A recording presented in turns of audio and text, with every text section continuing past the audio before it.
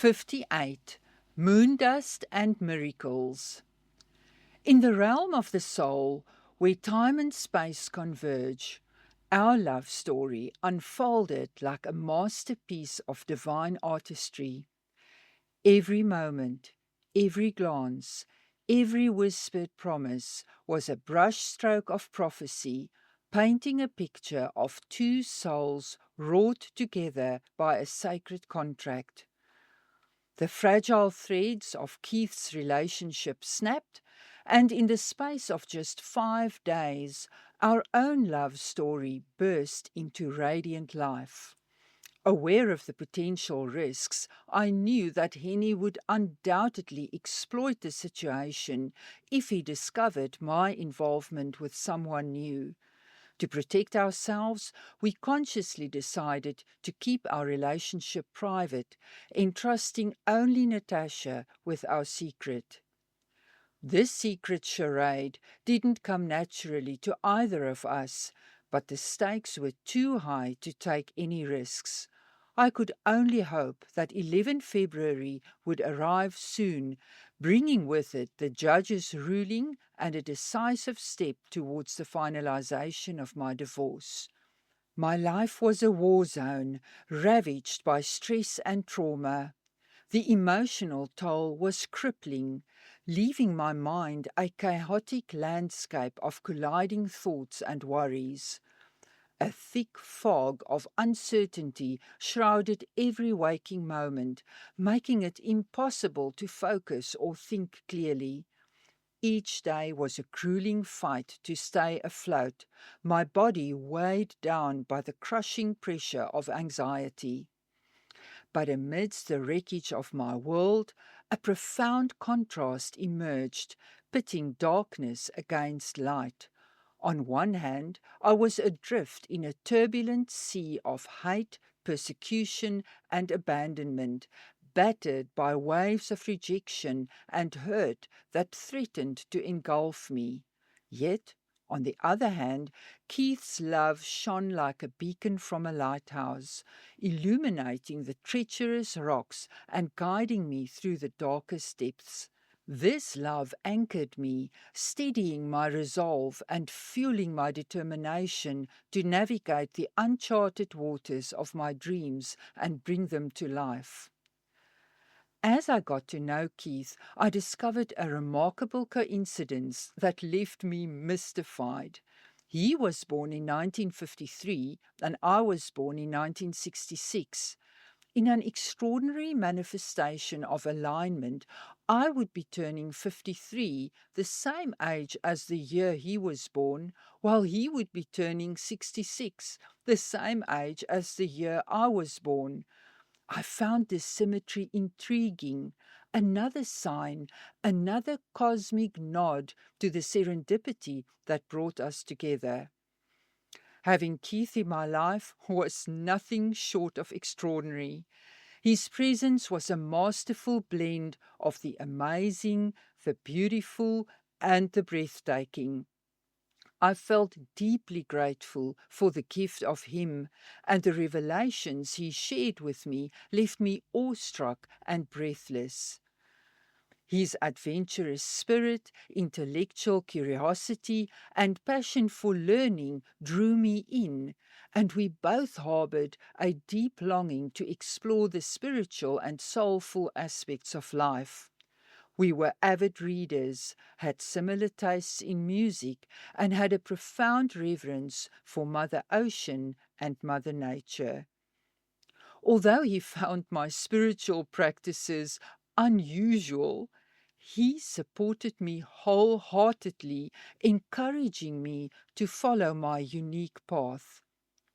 He was gentle, kind-hearted, a phenomenal lover, and truly blew inspiration under my wings. As a keen, astute photographer and videographer, he was also very practical and technical.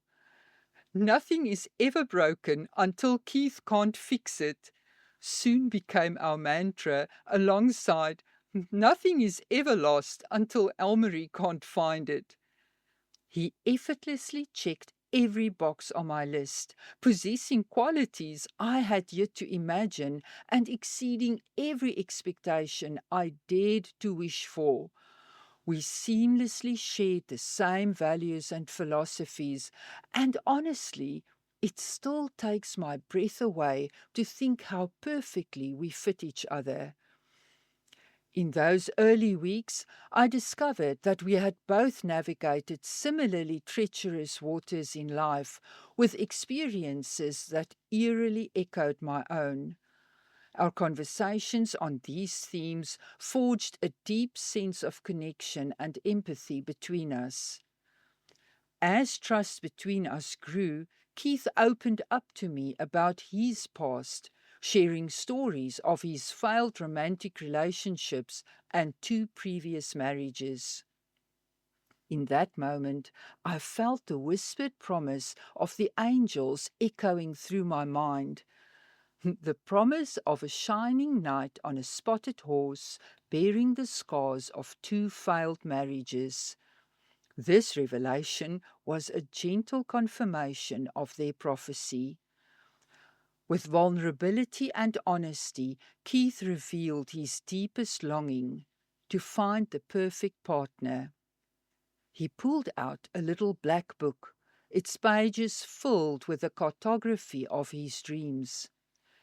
This was his wish list for the ultimate partner, a vision of perfection crafted with intention and desire. Stylish, sophisticated, sexy, slim, sporty, serious partner, superb friend, soulmate. For months, red cardboard hearts adorned his fridge, a constant reminder of his quest for true love. Each time he passed by, he'd smile, hug the fridge, and express gratitude to the universe for the lady with all the S's soon to enter his life. This heartfelt ritual was inspired by John Keogh's principle, thoughts become things, which encouraged him to manifest his desires through positive visualization.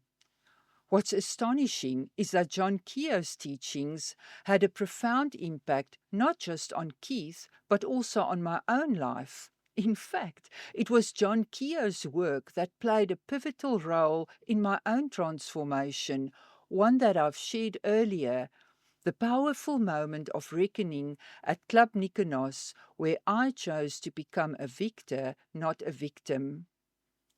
The profound synchronicity between Keith and me led to another unforgettable event. Keith unwrapped the mystery of that very first gift. His WhatsApp message with a coffee invitation to discuss the sale of his farm 2 days after he had met me at the listing appointment. A moment that triggered a profound catharsis, changing everything. With a hint of amazement and lingering incredulity that he had mustered the courage to send that first message, he shared the hesitation he felt as his finger hovered over the send button for 20 minutes. He told me that he was in love-struck agony as he searched for me for 2 days, scouring the internet and driving around Somerset West in a desperate bid to find me. The estate agency was new and its website lacked essential contact details. Eventually, he stumbled upon my phone number on the agency's national website. Once that hurdle was cleared, the next obstacle loomed. Crafting a message that wouldn't make him appear to be a man in a committed relationship hitting on another woman. The thoughts racing through his mind were marked by agonizing uncertainty as he contemplated all the possible responses I might give, none of which might be positive, and some of which could have put him in serious trouble. As he relived those tormenting 20 minutes of hesitation to me, his eyes sparkling with wonderment, he said, as I sat in my car in front of Strand Beach, consumed by thoughts of you, I yearned for a love that defies boundaries, where acceptance and belonging intertwine like the intricate threads of a rich velvet tapestry. When I saw you emerge from that car at the listing appointment, time stood still. I felt an inexplicable jolt, a spark that ignited a flame that still burns bright. I just had to press the send button, and what a glorious decision that was. But what struck me most about his revelation was the serendipity of it all. Unbeknownst to him at the time, he had sent that message from his car parked in front of Strand Beach, my sacred space, my place of solace. And yet he had unknowingly chosen this exact spot to send the message that would set the wheels of our destiny in motion. It seemed undeniable that the heavenly realm had been weaving our paths together in ways both seen and unseen. As I reflected on the serendipity of it all, I was reminded of the moment when divinity gave me a glimpse of our future together, a moment that left me breathless and bewitched. In the hushed intimacy of that Sunday night, before he had ever touched me, Keith's creative genius blossomed like a midnight bloom, while we were still communicating solely via WhatsApp. A poem, distilled from the depths of his soul, flowed like a silver stream, nourishing my longing for connection. A masterpiece of heartfelt emotion, a sensual serenade that spoke directly to my soul. I'm falling asleep, falling for you, falling in deep, just loving you.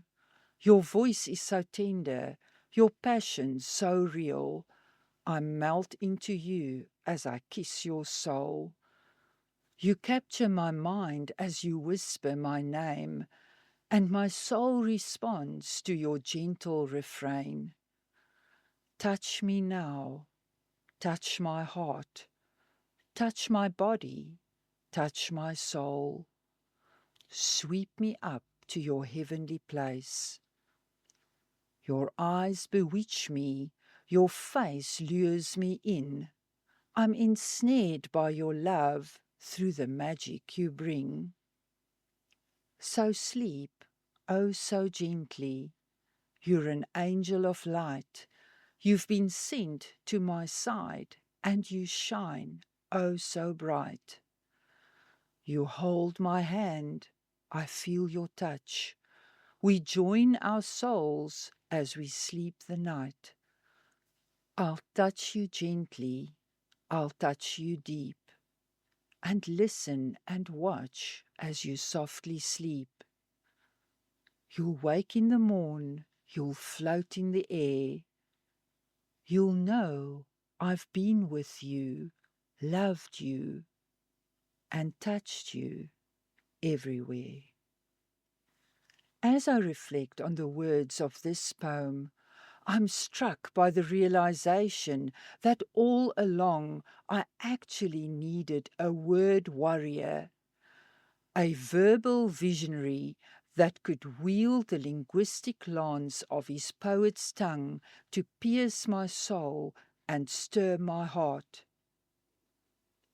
Sometimes the greatest miracles are those we never knew to ask for.